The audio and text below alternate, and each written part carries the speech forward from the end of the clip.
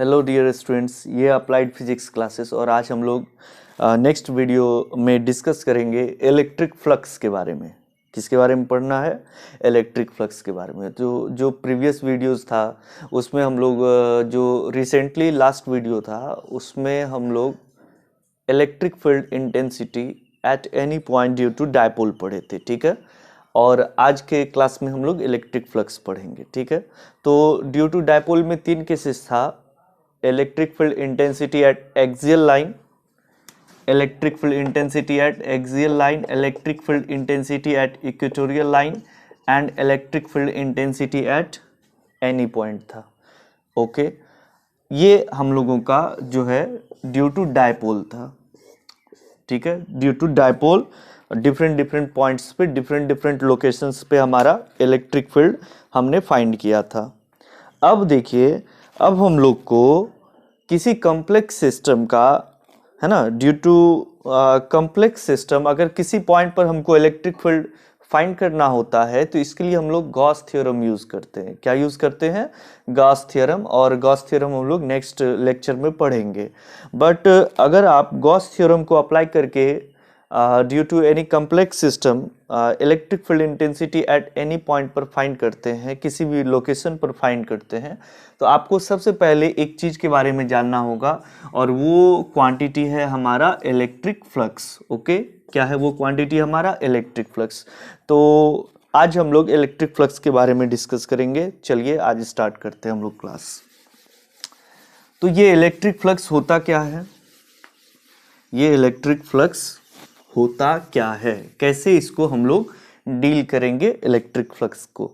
तो बेसिकली हम लोग फील्ड लाइंस के बारे में जानते हैं, इलेक्ट्रिक फील्ड लाइंस के बारे में। ओके, तो जब भी कोई फील्ड लाइंस, है ना, जब भी कोई फील्ड लाइंस जो है वो किसी एरिया से इंटरेक्ट करता है, एरिया से कनेक्ट होता है, किसी सरफेस से कनेक्ट होता है या किसी सरफेस से लिंक्ड होता है, तो वहाँ पर एक क्वांटिटी का फॉर्मेशन होता है, that is electric flux. Okay, तो यही जो फील्ड लाइंस का किसी सरफेस से अटैच हो जाना या लिंक हो जाना, यही हमारा एक तरह से इलेक्ट्रिक फ्लक्स है। इसको हम जनरल लैंग्वेज में कह सकते हैं, ठीक है। तो अगर हम इसको लिखना चाहें तो इलेक्ट्रिक फ्लक्स क्या होता है? तो नंबर ऑफ फील्ड, ठीक है।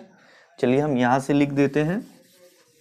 देखिए, ध्यान दीजिए, number of field lines that means what? Electric field lines. Number of field lines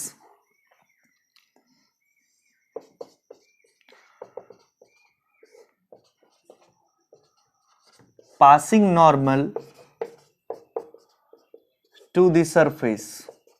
Okay, number of field lines passing normal to the surface is called electric flux. तो जितना ज़्यादा, अब एक चीज़ और यहाँ पर है कि आपका फील्ड लाइंस का जो मैग्नीट्यूड है ना, वो अगर जितना ज़्यादा होगा तो फ्लक्स का भी वैल्यू क्या होगा? उतना ही ज़्यादा इंक्रीज हो जाएगा। That means more field lines means what? More field lines means more electric field, ठीक है। अगर फील्ड लाइंस ज़्यादा होगा तो इलेक्ट्रिक फील्ड का स्ट्रेंथ भी क्या होगा? हमारा ज़्यादा होगा। और इलेक्ट्रिक फील्ड का स्ट्रेंथ ज़्यादा होगा तो हमारा इलेक्ट्रिक फ्लक्स भी ज़्यादा होगा, है ना। वीडियो को लास्ट तक आप लोग अच्छे से वॉच करेंगे। आज हम लोग इस पर कुछ 1-2 क्वेश्चंस भी करेंगे। किसी सिस्टम का हम लोग फ्लक्स भी फाइंड करना है हम लोगों को, ठीक है। और अगर आप फ्लक्स अच्छे से समझेंगे तभी आप जो है गॉस थ्योरम को अच्छे से अप्लाई कर सकते हैं और गॉस थ्योरम को अप्लाई करके फिर आप इलेक्ट्रिक फील्ड इंटेंसिटी फाइंड कर सकते हैं। तो इसलिए हमारा फ्लक्स जो है ये बहुत इंपॉर्टेंट टर्म है, इसको अच्छे से आप लोग जानें। जैसे आप देखिए यहाँ पर, जैसे हम यहाँ पर क्या कर रहे हैं कि ये देखिए, ये हम एक सरफेस बना रहे हैं और इस सरफेस से इस तरीके से आप देखिए सपोज कर रहे हैं कि ये फील्ड लाइंस जो है इस तरीके से पास कर रहा है, ठीक है। तो आप देखिए कितना फील्ड लाइंस पास कर रहा है, कितना लिंक हो रहा है इससे, कितना पास कर रहा है। ये 1, ये 2 और ये 3 फील्ड लाइंस। मतलब सरफेस हमारा कैसा है? ये इस तरीके का है और फील्ड लाइंस इसमें ऐसे ऐसे इस तरीके से पास कर रहा है, ठीक है। तो यहाँ पर क्या बनाएगा? ये फ्लक्स बनाएगा, इलेक्ट्रिक फ्लक्स बनाएगा। आप ध्यान रखेंगे कि हमको इसको रखना कैसे है, ठीक है। हम इसको इस तरीके से रख रहे हैं। तो फील्ड लाइंस देखिए, जैसे ये स्केच है, ये सपोज कर लेते हैं ये कोई सरफेस है और इस सरफेस को अगर हम यहाँ पर इस तरीके से रख रहे हैं तो हम देख रहे हैं इससे कुछ फील्ड लाइंस अटैच हो रहा है। अगर हम इसी सरफेस को इस तरीके से रख देंगे तो हम देख रहे हैं यहाँ पर कोई फील्ड लाइंस क्या अटैच हो रहा है, इससे नहीं हो रहा है। तो सरफेस का ओरिएंटेशन पे भी फ्लक्स डिपेंड करता है कि वो किस तरीके से फील्ड लाइंस में रखा हुआ है। अब देखिए यहाँ पर सपोज कर लेते हैं कि ये हमारा,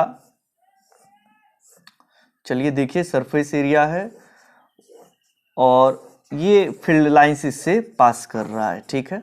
ये इलेक्ट्रिक फील्ड है हमारा और ये फील्ड लाइंस यहाँ पर पास कर रहा है। तो यहाँ पर नंबर ऑफ फील्ड लाइंस क्या है, कम है।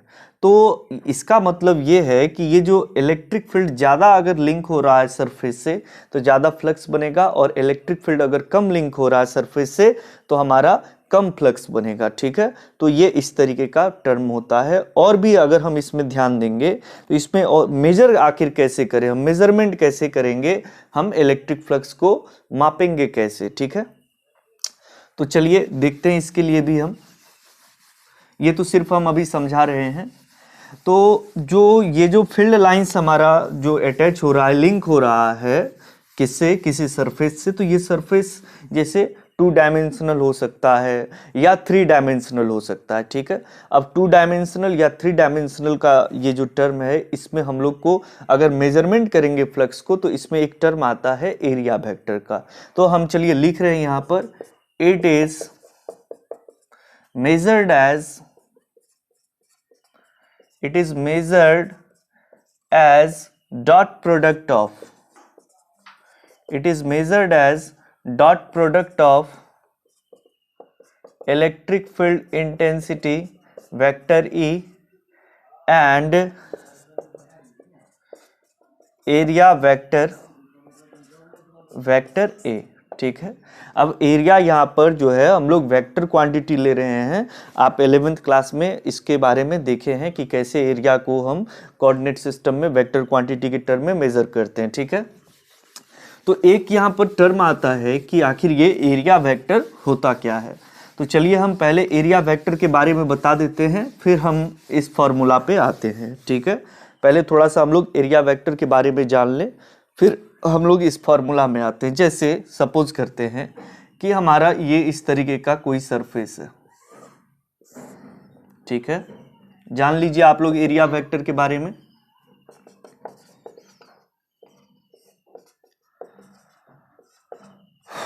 जैसे इस तरीके का कोई सरफेस है हमारा और इस सरफेस से जो है इस तरीके से फील्ड लाइंस हमारा पास कर रहा है, ठीक है।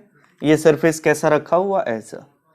तो एरिया वेक्टर क्या होता है, और ये सरफेस किस टाइप का, 2 डायमेंशनल है। तो एरिया वेक्टर क्या होता है, always normal to the surface, ठीक है। Always normal to the surface. Area vector is what, that is small area element and always normal to the surface. अब always normal to the surface का जो ये case है, अगर हमारा 2 dimensional है तो इसमें नॉर्मल 2 टाइप्स से हम लोग दे सकते हैं। सपोज करते हैं कि ये हमारा सरफेस है तो इसमें नॉर्मल इधर भी होगा और नॉर्मल इधर भी होगा, ठीक है। नॉर्मल इस साइड भी है, नॉर्मल इस साइड भी है। बट अगर 3 डायमेंशनल, ये अगर 2 डायमेंशनल है तो नॉर्मल टू दी सरफेस होगा, और आप देख सकते हैं कि ये इधर भी हो सकता है और इस साइड भी हो सकता है। बट अगर हमारा एरिया 3 डायमेंशनल है, अगर हमारा एरिया कैसा है, 3 डायमेंशनल एरिया है, 3D एरिया है, तो अगर 3 डायमेंशनल एरिया है तो always outward to the surface, always outward to the surface, ठीक है। ये थोड़ा सा ध्यान रखना है, हम लोग 3 डायमेंशनल में भी देखेंगे। जैसे आप देखिए कि अगर हम इस तरीके से लेते हैं,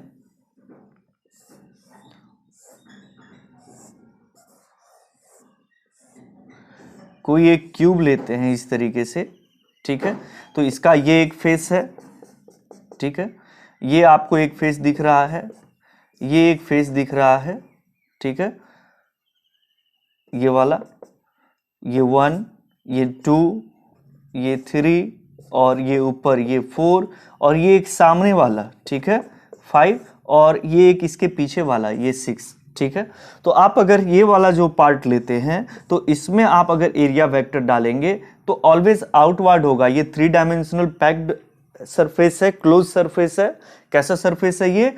3D क्लोज सरफेस है, ठीक है, 3D क्लोज सरफेस है। तो अगर हमारा क्लोज सरफेस है तो फ्लक्स ऑलवेज जो एरिया वेक्टर है इसका डायरेक्शन क्या होगा? आउटवर्ड। ये रहा फर्स्ट सरफेस के लिए एरिया वेक्टर इधर, सेकंड थर्ड सरफेस इधर है तो एरिया वेक्टर इधर, सेकंड इधर है तो एरिया वेक्टर इधर, ठीक है। इस तरीके से आप यहां पर लेंगे, जैसे ये वाला सरफेस है, सामने वाला एरिया वेक्टर इधर, पीछे वाला एरिया वेक्टर उधर, ये ऊपर वाला एरिया वेक्टर इधर। तो ये इस तरीके से हमारा टर्म चलेगा। समझ रहे बात से? ये फर्स्ट, ये सेकंड नीचे वाला, ये थर्ड इधर, ये फोर्थ इधर, ये फिफ्थ सामने और ये सिक्स्थ किधर हो जाएगा? अंदर हो जाएगा। तो अगर हमारा 2 डायमेंशनल सरफेस है तो नॉर्मल टू दी सरफेस होगा, इधर भी हो सकता है, इधर भी, आपका कोई दिक्कत नहीं, जिधर लेने का मन हो। बट अगर हमारा 3 डायमेंशनल सरफेस है तो ऑलवेज किधर होगा? आउटवर्ड होगा। ये हमारा एरिया वेक्टर है। हम इसको एरिया वेक्टर को एस से या ए से डिनोट कर सकते हैं, कोई दिक्कत नहीं है। चलिए ठीक है, अब हम लोग आगे आते हैं। तो अच्छे से समझिए, इसमें सारा खेल एरिया वेक्टर का ही है। अगर आप फ्लक्स फाइंड कर रहे हैं तो आपको एरिया वेक्टर आना चाहिए, एरिया वेक्टर फाइंड करना होगा, ठीक है। तो हम क्या लिखे हैं, जो इसको मेजर कैसे करेंगे हम लोग? तो it is measured as dot product of electric field intensity and area vector. That means flux कौन सा क्वांटिटी हो जाएगा? हमारा स्केलर क्वांटिटी हो जाएगा। डॉट प्रोडक्ट में कौन सा क्वांटिटी होता है? स्केलर क्वांटिटी होता है। 11th क्लास से हम लोग पढ़े हैं, ठीक है। तो क्या लिखेंगे हम? अब इसको हम कैसे दिखाते हैं? इलेक्ट्रिक फ्लक्स को फाई से दिखाते हैं, ठीक है। Electric flux is equal to क्या हो जाएगा? ये हमारा इलेक्ट्रिक फील्ड इंटेंसिटी डॉट कौन सा वेक्टर? Area vector. इसको हम सिंबल फाई से दिखाएंगे। आप चाहे तो यहाँ पर ई लगा सकते हैं, इलेक्ट्रिक फ्लक्स है तो, या नहीं भी लगाने का मन हो तो आप छोड़ सकते हैं। अब ई डॉट ए, डॉट प्रोडक्ट में कौन सा थीटा होता है? कॉस थीटा होता है। तो बताइए क्या हो जाएगा हमारा? E A cos theta. तो फाई का जो फॉर्मूला है मेजरमेंट का वो क्या हो जाएगा हमारा? ई ए कॉस थीटा हो जाएगा, ठीक है। आप यहाँ पर और भी अच्छे से समझ सकते हैं, अगर आपको थोड़ा और समझना हो तो देखिए, ध्यान दीजिए। जैसे सपोज करते हैं हमारा ये एरिया है, ठीक है, ये इस तरीके से अगर हम एरिया लेते हैं और हमेशा हमको किसका लेना है? तो एरिया वेक्टर और एंगल के बीच ये एरिया वेक्टर और इंटेंसिटी के बीच का एंगल लेना है, ठीक है। जैसे सपोज करते हैं कि हमारा कोई सरफेस है, ये सरफेस इस तरीके से है। ध्यान से समझिए, समझने का कोशिश कीजिए। ये सरफेस हमारा ऐसा है और ये हमारा इंटेंसिटी इस तरीके से है, ठीक है। तो अब आप ये चीज देखिए कि ये सरफेस ऐसा है और इंटेंसिटी हमारा इस तरीके से है, ओके।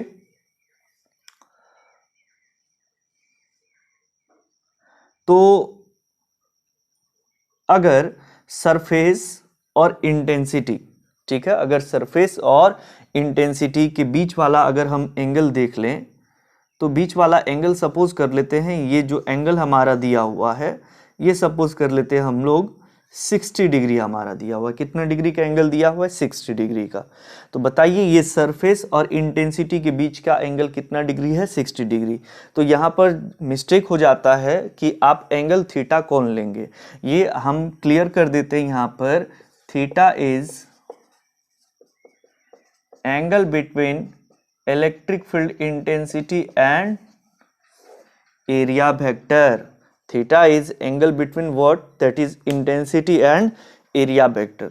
तो आप देखेंगे कि बच्चे यहाँ पर अक्सर गलती कर देते हैं कि फाई फाइंड कर रहे हैं तो यहाँ पर लगा देंगे ई एस कॉस 60, है ना। ये मिस्टेक है, ये गलत हो जाएगा।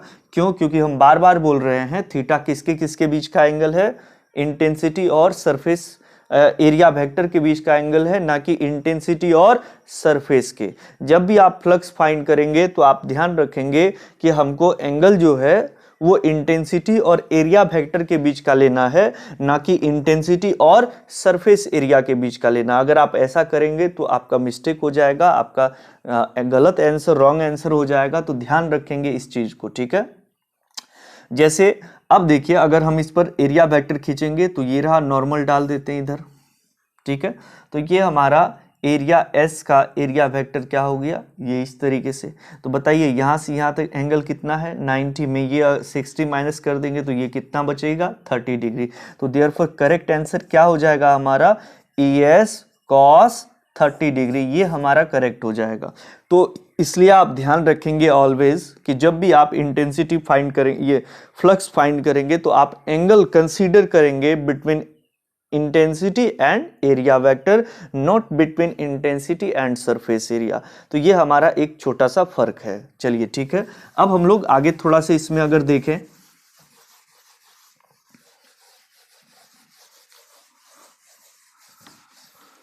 तो किसी भी तरीके का हो सकता है। जैसे अगर हम इसको एक और एग्जाम्पल से देखें, एग्जाम्पल नंबर अगर 2 देखें हम, ठीक है। जैसे हमारे पास ये एक सर्कुलर प्लेट है, ठीक है, और इस प्लेट का रेडियस हमारा क्या है R है। प्लेट का रेडियस कितना हमारा R है।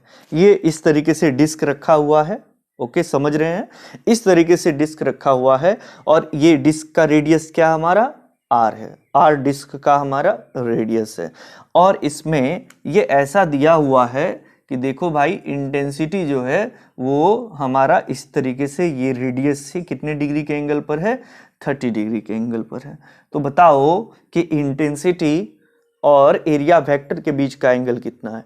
तो आपको हम तभी से बार बार बोल रहे हैं कि ये जो अगर हमारा ये इस तरीके से रखा हुआ है डिस्क, ठीक है, तो इसका अगर एरिया वेक्टर अगर हम फाइंड करेंगे नॉर्मल टू द सरफेस, या तो इधर या तो इधर, इसमें दोनों तरफ से हम दिखा सकते हैं। क्यों? क्योंकि ये 2 डायमेंशनल शेप में है। कैसा शेप में है? 2 डायमेंशनल शेप में है, इसलिए हम या तो ऊपर या तो नीचे दिखा सकते हैं। बट ध्यान रखना है 3 डायमेंशनल शेप के लिए, for any 3 dimensional shape area vector is always directed outward, ठीक है। और अगर 2D है तो ये 2 डायरेक्शन हो सकता है, नॉर्मल या इधर या तो इधर, या तो आउटवर्ड या तो इनवर्ड। आप इस बात को अच्छे से समझिए, ठीक है, इस चीज को ध्यान में रखिए। तो ये देखिए यहाँ पर, तो अगर हम यहाँ पर एरिया वेक्टर देंगे तो ये नॉर्मल टू द सरफेस कर देंगे, ठीक है। तो आप देखिए ये नॉर्मल है सरफेस से, तो ये वाला एंगल कितना हो जाएगा हमारा 60 डिग्री हो जाएगा। कितना डिग्री हो जाएगा 60। तो इंटेंसिटी और एरिया वेक्टर के बीच का एंगल कितना डिग्री हो गया 60 डिग्री का एंगल हो गया। ये चीज ध्यान रखना है, नहीं ध्यान रखेंगे तो आपका सवाल हमेशा गलत होगा, ठीक है। चलिए, और अगर हम लोग थोड़ा सा और चीज पर ध्यान दें और थोड़ा सा हम लोग देखेंगे, जैसे एग्जाम्पल नंबर 3 देखिए फ्लक्स में एरिया वेक्टर को थोड़ा सा हमको इमेजिन करना है, ठीक है। क्योंकि जो हम लोग सवाल बनाते हैं, जो हम लोग इमेजिन करते हैं, वैसा फिगर एज इट इज ना कॉपी में रहता है ना हमारा क्वेश्चन में रहता है। तो थोड़ा आपको इमेजिन करना पड़ेगा फ्लक्स को फाइंड करने के लिए। तो जैसे हम देखते हैं यहाँ पर कि ये हमारा एक एरिया है, ठीक है, ये हमारा एरिया है और इससे ये फील्ड लाइंस देखिए इस तरीके से पास कर रहा है, ओके। ये यूनिफॉर्म फील्ड है और ये एरिया है हमारा, और ये यूनिफॉर्म फील्ड इस तरीके से पास कर रहा है। तो बताओ ये एरिया है ए, तो इसका एरिया वेक्टर किधर होगा नॉर्मल टू दी सरफेस होगा। तो ये रहा इसका area vector normal to the surface. तो बताओ एंगल कितना डिग्री हो गया यहाँ पर 0 डिग्री। तो फ्लक्स कितना बनेगा भाई, ये cos 0 1, यानी ये फुल फ्लक्स बनेगा ए, ठीक है, फुल फ्लक्स ये बनेगा। अब देखो इसी में ये अगर हम इस एरिया को, इसमें कैसा था रखा हुआ, ऐसे था रखा हुआ। अब इसमें कैसे रख रहे हैं हम, ऐसे रख रहे हैं, ठीक है। तो अगर हम ऐसे रखते हैं, ठीक है, तो फील्ड लाइंस यहाँ पर कनेक्ट कर रहा है, ओके, ये इस तरीके से कनेक्ट कर रहा है, ये इस तरीके से। बट अगर हम ये एरिया को ऐसे कर देते हैं तो ये फील्ड लाइंस तो ये तो इससे इधर से साइड से निकल गया ना, ये इसके थ्रू पास नहीं हो रहा है ना, ये इधर से निकल गया, ये इधर से निकल गया, इसके थ्रू पास नहीं हो रहा है। देयरफॉर यहाँ पर फील्ड लाइंस जो है ना, बस आप देखिए, थोड़ा सा देखिए कि फिगर अगर ऐसे दिया हुआ है तो ये आपको तो समझ में आ रहा है कि वो चलो दिख रहा है कि यहाँ फील्ड लाइंस टच कर रहा है, बट एक्चुअल अगर इसको हम इमेजिन करें तो यहाँ पर फील्ड लाइंस जो है उसके थ्रू पास नहीं हो रहा है। ठीक है, तो आप थोड़ा सा 1 मिनट ध्यान दीजिए कि यहां पर अगर आप इस सरफेस के लिए एरिया वेक्टर निकालें तो आप देखिए इंटेंसिटी और एरिया वेक्टर के बीच का एंगल कितना डिग्री हो गया था, 0 डिग्री हो गया था। ठीक है, और अगर आप इस सरफेस के लिए एरिया वेक्टर निकालेंगे, ये ऐसा सरफेस था, ये ऐसा एरिया वेक्टर, एंगल 0 डिग्री, ये ऐसा सरफेस है, ऐसा एरिया वेक्टर, तो बताओ इंटेंसिटी और एरिया वेक्टर के बीच का एंगल कितना हो जाएगा। ये रहा, ये आउटवर्ड है ना, इधर जेड एक्सिस की तरफ, ये ऐसे है और ये जेड एक्सिस की तरफ आउटवर्ड है। तो बताओ यहाँ पर नॉर्मल है तो थीटा कितना डिग्री हो गया हमारा, 90 डिग्री। देयरफॉर फ्लक्स कितना बनेगा, ये cos 90, cos 90 कितना होता है 0, तो इसलिए फ्लक्स कितना हो जाएगा 0। तो जब भी हम फ्लक्स फाइंड करें, इसलिए हम एग्जांपल से बार बार समझा रहे हैं कि जब भी हम फ्लक्स फाइंड करें तो हम एरिया वेक्टर को जरूर कंसीडर करें, तभी हमारा अच्छे से सॉल्व हो पाएगा क्वेश्चन। चलिए अब हम लोग नेक्स्ट पॉइंट पर अगर आए तो क्या हो गया फॉर्मूला हमारा, E A cos theta, E dot A, ये डॉट प्रोडक्ट हम लोग लेते हैं तो ई ए कॉस थीटा हो जाएगा। आप चाहे तो देख भी सकते थोड़ा कि डॉट प्रोडक्ट ही हम लोग क्यों लेते हैं। सपोज करते हैं ये हमारा अगेन ये इस तरीके का सरफेस है, ठीक है, और ये इसका एरिया वेक्टर, ये एरिया सरफेस एरिया ए है हमारा, और ये हमारा क्या है, एरिया वेक्टर है। ठीक है, और आप देखेंगे ये सपोज कर लेते हैं कि इसमें ये फील्ड लाइंस ऐसे आ रहा है और ये कितने एंगल पर है, तो एरिया वेक्टर से सर्टेन एंगल थीटा पर है। तो बट फ्लक्स कैसे बनेगा हमारा, हमने पढ़ा है कि जब फील्ड लाइंस नॉर्मल पास करता है, passing perpendicular to this surface होता है, तब हमारा क्या बनता है, फ्लक्स बनता है। ठीक है, तो आप देखेंगे अगर आप इसको इस तरीके से नॉर्मल सरफेस के लाते हैं परपेंडिकुलर में, तो आप देखिए ये ई है हमारा, ठीक है, तो अगर आप इसको कंपोनेंट में डिवाइड कर देते हैं तो जिसके साथ एंगल बनता है उस पर कौन सा कंपोनेंट होता है, कॉस। ठीक है, आपने वेक्टर में पढ़ा है ना, ये हमारा सपोज करते हैं रिजल्टेंट आर है, ये एक्स एक्सिस, ये वाई एक्सिस, और ये एक्स के साथ थीटा एंगल पर है, तो बताओ आर का कंपोनेंट एक्स पर क्या हो जाएगा, आर कॉस थीटा, और आर का कंपोनेंट वाई पर क्या हो जाएगा, आर साइन थीटा। ठीक है, तो हमारा इस पर कंपोनेंट क्या हो जाएगा, ई कॉस थीटा, और इस पर कंपोनेंट क्या हो जाएगा, ई साइन थीटा। ठीक है, तो आप देखिए ये ई है और यहाँ ए है एरिया वेक्टर, और ये हमारा इंटेंसिटी का कौन सा कंपोनेंट आएगा, कॉस कंपोनेंट आएगा। देयरफॉर अगर हम लिखेंगे यहाँ पर तो क्या हो जाएगा, ई कॉस थीटा इंटू ए। अगर हम इसको एडजस्ट करके लिखेंगे तो क्या लिखें, ई ए कॉस थीटा, और अगर हम इसको वेक्टर फॉर्म में लिखें तो vector E dot vector A. Dot क्यों होगा, क्योंकि यहाँ पर कॉस का एंगल है, किसका एंगल है, कॉस का एंगल है। तो देयरफॉर हम लोग फ्लक्स को कैसे मेजर करते हैं, it is measured as dot product of electric field intensity and what, area vector. ठीक है, तो चलिए एरिया वेक्टर 2D सरफेस है तो इधर भी हो सकता है, इधर भी हो सकता है, 3D सरफेस है तो always normal to the surface and outward होगा। ठीक है, ऐसा हम लोग कंसीडर करते हैं। अब सपोज करते हैं कि हमारा कोई सरफेस है ये इस तरीके से, ठीक है,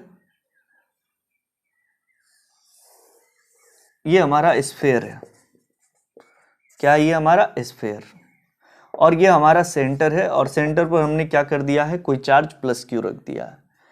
तो आप देखिए यहाँ पर ये सेंटर पर अगर हमने प्लस क्यू चार्ज को रख दिया है, ठीक है, तो ये किसी भी पॉइंट पर इंटेंसिटी आप फाइंड करें, यहाँ फाइंड करें या यहाँ फाइंड करें या यहाँ फाइंड करें या यहाँ फाइंड करें, तो आप जानते हैं कि जिस पॉइंट पर चार्ज रखा है, जिस पॉइंट पर इंटेंसिटी हमको फाइंड करना है, उसका डिस्टेंस का स्क्वायर होता है 1/4πε/q/r²।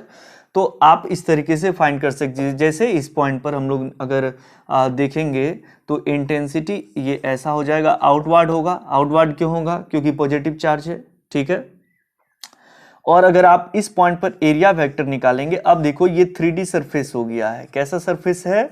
3D सरफेस है। तो area vector always normal to the surface होगा एंड डायरेक्टेड आउटवर्ड। ठीक है, तो यहां पर देखो ये अगर हमारा एरिया हमारा S है तो इस S का स्मॉल एरिया एलिमेंट है ये, तो स्मॉल एरिया एलिमेंट क्या हो गया हमारा? DS। और इस DS का परपेंडिकुलर अगर हम इधर फाइंड कर लें तो ये एरिया वेक्टर हमारा निकल जाएगा। तो इस बार E और DS के बीच का एंगल कितना हो गया है? E और DS के 0 डिग्री हो गया। बट ऐसा जरूरी नहीं है, आपको डिफरेंट डिफरेंट केसेस आएगा जिसमें आपका एंगल 0 ही नहीं, कुछ भी हो सकता है। 45 हो सकता है, 30 हो सकता है, 65 हो सकता है, या 15 डिग्री हो सकता है, तो कुछ भी एंगल हो सकता है हमारा। ठीक है, तो देयरफॉर अगर हम देखिए, जैसे हमने फॉर्मूला पढ़ा है फाई इज इक्वल टू, क्या पढ़े हम लोग? EA cos theta. Phi is equal to EA cos theta. तो ये जो फाई जो है ना, ये हमारा E का भी डायरेक्टली प्रोपोर्शनल है और फाई जो है हमारा A का भी डायरेक्टली प्रोपोर्शनल है। जितना ज़्यादा फील्ड लाइंस का स्ट्रेंथ होगा उतना ही ज़्यादा फ्लक्स बनेगा, और जितना ज़्यादा एरिया वेक्टर होगा, एरिया जितना बड़ा होगा हमारा फ्लक्स भी क्या होगा? उतना ही ज़्यादा होगा। अगर आप क्या करें, एरिया इतना ही है बट फील्ड लाइंस, इससे सपोज कर लें कि जो 15 फील्ड लाइंस इधर से आ रहा है जिसमें से 10 इससे कनेक्ट है। ठीक है, तो फ्लक्स बनेगा। अब हम क्या करते हैं, एरिया को बड़ा कर देते हैं। तो एरिया को लार्ज कर दिए तो फील्ड लाइंस इस बार 10 नहीं बल्कि 15 का 15 फील्ड लाइंस इससे पास कर रहा है। तो ज्यादा फील्ड लाइंस कैसे पास कर रहा है? क्योंकि हमने एरिया को क्या कर दिया है? इंक्रीज कर दिया है। तो अगर हम एरिया को भी इंक्रीज करेंगे फिर भी फ्लक्स बनेगा, और अगर हम इंटेंसिटी को इंक्रीज करेंगे फिर भी फ्लक्स बनेगा। थोड़ा इमेजिन करना है, थोड़ा सोचना है अपने में। ठीक है, आपको अच्छे से समझ में आ जाएगा फ्लक्स के बारे में। आज का full lecture dedicated to flux है, पूरा फ्लक्स के लिए ही है आज का लेक्चर। तो आप देखेंगे कि अगर हम यहाँ पर देखेंगे कि एरिया को स्मॉल कर लें, ठीक है, तो फ्लक्स भी हमारा क्या हो जाएगा? स्मॉल फ्लक्स हो जाएगा। देयरफॉर फ्लक्स फाई के बदले क्या हो जाएगा? D phi, and d phi is equal to क्या हो जाएगा हमारा? E डॉट DS या DA जो भी लिखना हो आपको, और d phi is equal to E dot DS, that means EDS cos theta. ये इस तरीके से हमारा टर्म हो जाएगा। ठीक है, अब अगर आप चाहें तो फुल फ्लक्स फाइंड कर सकते हैं। Therefore total flux phi. अब जैसे देखो यहां पर स्मॉल एरिया एलिमेंट क्या है? DS। अब ऐसा तो बहुत सारा DS होगा। ठीक है, बहुत सारा DS होगा तो बहुत सारा डी फाई भी होगा, बहुत सारा DS होगा तो बहुत सारा डी फाई होगा। तो नेट फाई कितना होगा? सब डी फाई का सम होगा। इसके लिए हम लोग क्या करेंगे? इंटीग्रेट कर देंगे। तो इंटीग्रेशन ऑफ डी फाई और phi is integration of EDS cos theta या E डॉट DS, आपको जैसा भी करना हो तो आप ध्यान रखेंगे। हाँ, बट ये चीज ध्यान रखना है कि सभी केसेस में थीटा, यहाँ पर जैसे हमको 0 डिग्री दिख रहा है, सभी केसेस में 0 डिग्री नहीं होता है। डिफरेंट केसेस में डिफरेंट हमारा एंगल होता है। ठीक है, तो ये हमारा फ्लक्स के बारे में था। चलिए, तो अगर हमारा स्मॉल एरिया होगा तो फ्लक्स भी क्या होगा? स्मॉल फ्लक्स होगा। तो स्मॉल फ्लक्स को हम लोग किससे दिखाएंगे? डी फाई से। तो therefore d phi is equal to क्या हो जाएगा? E डॉट DS हो जाएगा। तो नेट अगर हम फाई या टोटल फ्लक्स फाइंड करना चाहते हैं तो इंटीग्रेशन ऑफ डी फाई हो जाएगा। इस तरीके से हम लोग फाइंड कर सकते हैं। अच्छा, क्लोज सरफेस में कहीं पर आप देखेंगे अगर हम क्लोज सरफेस से फ्लक्स फाइंड कर रहे हैं तो हम लोग इस तरीके से वहां पर क्लोज सरफेस के लिए इंटीग्रल इंटीग्रेशन का सिंबल इस तरीके से लगा देते हैं। ओके, चलिए अब हम थोड़ा सा और जान लेते हैं फ्लक्स के बारे में। सबसे पहले SI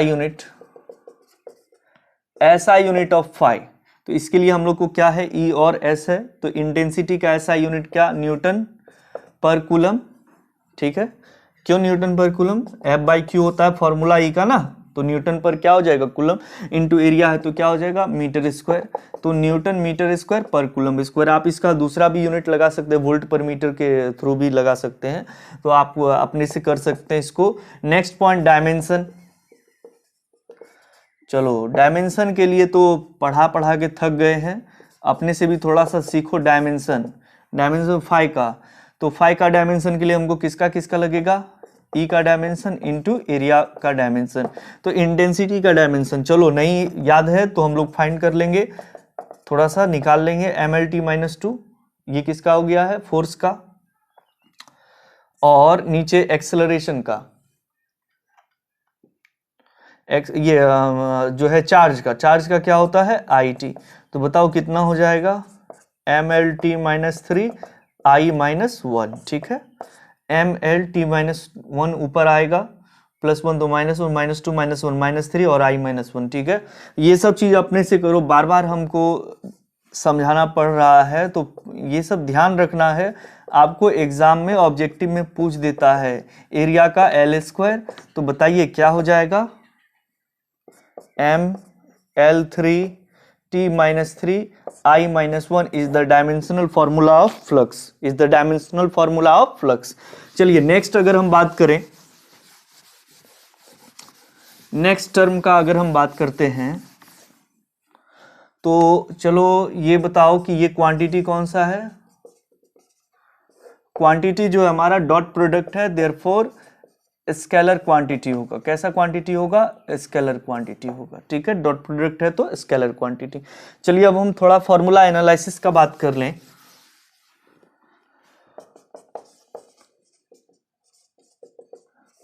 अच्छे से वीडियो को वॉच करना है, देखना है, एक बार नहीं समझ में आए फिर से देखिए और नोट करते जाइए, ठीक है। नोट करते जाना है सारे पॉइंट्स को। तो एनालिसिस में अगर हम देखें तो कौन सा फॉर्मूला का analysis, phi is equal to EA cos theta ES cos theta, जो लिखना है लिखो। पहला analysis, if theta is equal to 0 degree, अगर थीटा 0 डिग्री है मतलब क्या हो जाएगा, जैसे ये देखिए ये हमारा फील्ड लाइंस है और ये इस तरीके से कोई सरफेस ऐसे रखा हुआ है, ध्यान रखना है, ऐसे हम बार बार बोल रहे हैं तो थोड़ा समझा रहे हैं तो समझिए थोड़ा सा अच्छे से। इस तरीके से रखे हैं तो इसका इंटेंसिटी तो इधर है और इसके लिए एरिया वेक्टर भी उधर ही होगा। तो एंगल कितना डिग्री हो गया हमारा, एंगल हो गया 0 डिग्री, ठीक है। तो बताइए फाई इज इक्वल टू क्या हो जाएगा, ES या EA जो भी लिखना है, cos 0 डिग्री, EA cos 0 का वैल्यू 1, EA इंटू 1 तो क्या हो जाएगा EA, देयरफॉर फुल फ्लक्स, और ये मैक्सिमम फ्लक्स हो जाएगा, ठीक है, मैक्सिमम फ्लक्स हो जाएगा। अगर हम एनालिसिस नंबर 2 का बात करें, चलिए ठीक है, समझ में आ रहा, मिटा रहे हैं अब। अगर हम एनालिसिस नंबर 2 का बात करें, ये देखो analysis number 2, if theta is 90 degree, if theta is 90, ये रहा इलेक्ट्रिक फील्ड, ये देखो ये इलेक्ट्रिक फील्ड है हमारा, ठीक है, यूनिफॉर्म इलेक्ट्रिक फील्ड। इसमें हमने जो एरिया हमारा ऐसे था पिछले एनालिसिस नंबर 1 में, उस एरिया को हमने क्या कर लिया, जो एरिया हमारा ऐसे था उस एरिया को हमने ऐसे कर लिया। तो ऐसे था तो यहाँ पर हमारा क्या था, इस तरीके से नॉर्मल लिए थे, इधर भी ले सकते हैं, इधर भी कोई दिक्कत नहीं। अब हमें ऐसे कर लिए, नॉर्मल इधर हो गया या इधर हो गया, तो ऊपर हो या नीचे हो, इंटेंसिटी उधर है तो एंगल कितना डिग्री हो जाएगा, 90 डिग्री हो जाएगा। ये रहा हमारा एरिया वेक्टर ए, तो एंगल कितना हो गया 90। तो बताओ फाई कितना हो जाएगा, ये cos 90, EA cos 90, तो EA cos 90 का वैल्यू 0, तो 0 फ्लक्स, कोई फील्ड लाइन इससे पास नहीं कर रहा है, देयरफॉर 0 फ्लक्स हो जाएगा। अब देखिए एनालिसिस नंबर 3, एनालिसिस नंबर 3 में अगर हम बात करें, एनालिसिस नंबर 3 में हम देखते हैं, if theta is 180 degree, if theta is 180 degree, then what, intensity का तो डायरेक्शन वही है हमारा, ये रहा इंटेंसिटी का डायरेक्शन वही है हमारा। इस बार जो एरिया पहले जो केस में ऐसे था, इस बार हमने सरफेस को क्या कर लिया, ऐसे कर लिया, तो इससे कोई फर्क नहीं पड़ता है ना, बस डायरेक्शन का जो है ये है, तो इससे कोई फर्क नहीं पड़ता है। तो देखिए यहाँ पर हमारा नॉर्मल हम लोग इधर घुमा लिए हैं, तो ये एरिया वेक्टर, तो एंगल कितना डिग्री हो गया 180 डिग्री। तो अगर सरफेस को तुम along the direction of intensity रखते हो, एरिया वेक्टर को, या opposite to the direction of intensity लिखते हो, 2D फिगर के लिए, 2 डायमेंशनल हमारा शेप के लिए, ज्योमेट्रिकल शेप के लिए फ्लक्स में कोई चेंजिंग नहीं होता है। तो therefore phi is equal to, लिख लेते हैं हम अभी फिलहाल, ये cos 180 -1 into EA minus EA, ये हमारा इस तरीके से टर्म हो जाएगा, ठीक है। तो ये हमारा नेक्स्ट जो पॉइंट था एनालिसिस नंबर 3। अब देखिए बहुत सारा क्वेश्चंस भी इस पे रहता है ना। जैसे आपको हम एक क्वेश्चन समझा रहे हैं, एग्जांपल देखिए, इससे पहले भी समझा चुके हैं और थोड़ा आप लोग इसको बनाएंगे। जैसे हम लोग सपोज करते हैं कि हमारे पास एक कोऑर्डिनेट सिस्टम है, ये एक्स एक्सिस, ये वाई एक्सिस, ये जेड एक्सिस। बताओ एक्स पर यूनिट वेक्टर कौन होता है आई, वाई पर यूनिट वेक्टर जे, और जेड पर क्या होता है हमारा के होता है। तो ऐसा टाइप का सवाल आपको मिलेगा, ठीक है, बुक में एनसीईआरटी में भी है, तो आप देखेंगे इसको। तो जैसे यहाँ पर हमारा कोई स्क्वायर है, ये स्क्वायर इस तरीके से हम दे दिए हैं, और ये स्क्वायर का हमारा जो है ये साइड ए है, ये भी ए है, ये भी ए है, ये भी ए है, ओके। और हमारा बोल रहा है यहाँ पर कि ये जो इंटेंसिटी का जो डायरेक्शन है ये इस तरीके से है, ठीक है। ये इंटेंसिटी का जो डायरेक्शन कौन से एक्सिस के अलोंग है, एक्सिस के, और इसका वैल्यू ई नॉट, और ये unit vector I, that means intensity जो है वो ई नॉट है, और I that means I cap, that means क्या, एक्स के डायरेक्शन में है। तो आपको बोलेगा कि यहाँ पर आप जो है ये फाइंड करिए, ठीक है, इंटेंसिटी, ये फ्लक्स को फाइंड करिए। तो आप थोड़ा सा अच्छे से समझेंगे इसको, और अपने से भी बना सकते हैं इस टाइप से कि अगर हमारा इस टाइप का ऐसा है, ठीक है, ये देखिए अगर हमारा स्क्वायर इस तरीके से रखा हुआ है, ठीक है, यहाँ पर हम आपको समझाने के लिए थोड़ा सा इस फिगर का हेल्प ले रहे हैं, और थोड़ा आप इमेजिन कीजिए कि हम इस तरीके से दिखाना चाह रहे हैं, ठीक है। ये स्क्वायर ऐसे इस टाइप से रखा हुआ है, ओके। ये स्क्वायर कैसा रखा हुआ, इस टाइप से रखा हुआ है, ये स्क्वायर इस टाइप से हमारा रखा हुआ है, ओके। तो इस टाइप से अगर हमारा रखा हुआ है तो ये इधर से हमारा जो है फील्ड लाइंस इधर आ रहा है, तो एंगल कितना हो जाएगा एरिया वेक्टर का, 0 डिग्री हो जाएगा। तो हम इसको क्या बोल देंगे, तो E naught and area vector A और कॉस 0, तो इस तरीके से हम बना लेंगे। अब देखिए अगर हम इसी में थोड़ा सा एग्जाम्पल को अगर चेंज करें, तो ये हमारा कोऑर्डिनेट एक्सिस है एक्स, सिस्टम में ये वाई, और ये हमारा जेड, ये ओरिजिन है, ये आई, ये जे, और ये हमारा के। और यहाँ पर सपोज कर लेते हैं हम कि हमने कोई क्यूब रख दिया है,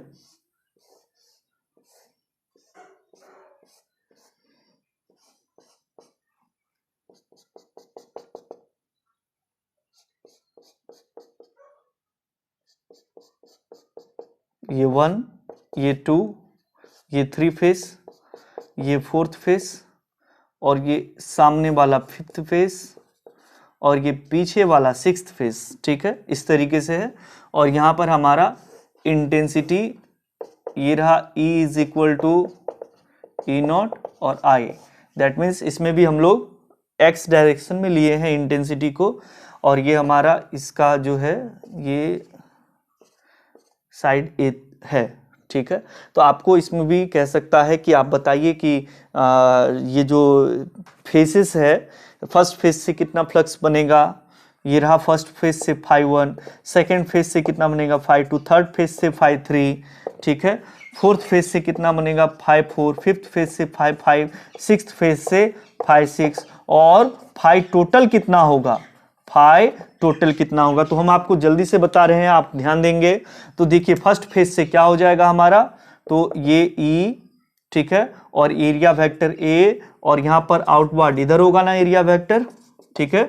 तो बताइए कॉस कितना डिग्री का एंगल हो गया इस साइड में, 180 डिग्री का, तो EA कॉस 180, कॉस 180, तो यहाँ पर -1, तो माइनस EA हो जाएगा। अब बताओ φ2 देखो इधर, ये हमारा दूसरा फेस है, दूसरा फेस में एरिया वेक्टर और इंटेंसिटी एंगल कितना डिग्री, 90 डिग्री। तो बताओ कितना हो जाएगा, EA cos 90, EA cos 90 यानी EA cos 90 दैट मीन्स 0।